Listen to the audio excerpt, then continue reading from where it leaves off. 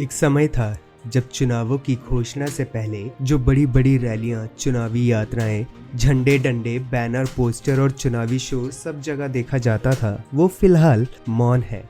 चुनाव आयोग ने 15 जनवरी तक इन सभी पर रोक लगाई है, जिसके बाद राजनीतिक दलों के सामने अब ये एक नई चुनौती आ गई है कि वो चुनावी रैलियों, जनसभाओं को वर्चुअल कैसे शिफ्ट करे। फिर भी चुनावी जंग डिजिटल मैदान पर लड़ी जाने लगी है, जहां सबके अपने अपने दावों वाले पोस्टर घूमने लगे हैं। पोस्टरों की इबारत देखकर तो ऐसा लग रहा है कि मानो 10 मार्च को हर पार्टी और हर नेता का विजय दिवस होने वाला है। 10 मार्च के लिए ये दावे इसलिए भी बड़े बड़े हैं क्योंकि यूपी का चुनाव किसी महासमर से कम नहीं है। इस चुनाव पर सबकी नजरें टिकी हुई हैं। कोरोना के चलते चुनाव आयोग ने स्पष्ट करते हुए कहा कि उनका पहला और सबसे महत्वपूर्ण उद्देश्य एक कोविड सुरक्षित चुनाव है। इसके लिए बहुत सारी योजनाएं सावधानी पूर्वक तैयार की गई हैं। साथ ही कुछ लोग कोविड संक्रमित होंगे और इसलिए एक सवाल उठता है कि जो लोग क्वारंटाइन हैं वे अपना वोट कैसे देंगे। ऐसे में पोस्टल बैलेट की सुविधा उन लोगों को उपलब्ध होगी।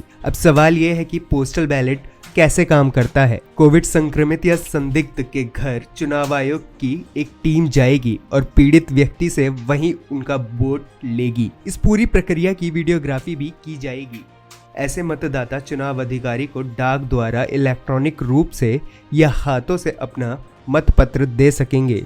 यह सुविधा विधानसभा चुनाव के दौरान कोविड प्रभावित लोगों के साथ साथ 80 वर्ष से अधिक उम्र के वरिष्ठ नागरिकों और दिव्यांग लोगों के लिए उपलब्ध होगी। इसी के अलावा चुनाव आयोग ने कहा कि सभी मतदाता केंद्रों पर मास्क और सैनिटाइजर उपलब्ध होंगे ताकि यह सुनिश्चित किया जा सके कि मतदान कोविड सुरक्षित तरीके से हो। चुनाव आयोग यह सुनिश्चित करने के लिए मतदान कर्मियों और मतदाताओं को टीकाकरण पर भरोसा कर रहा है कि चुनाव आयोग के परिणाम स्वरूप कोविड-19 मामलों में वृद्धि न हो।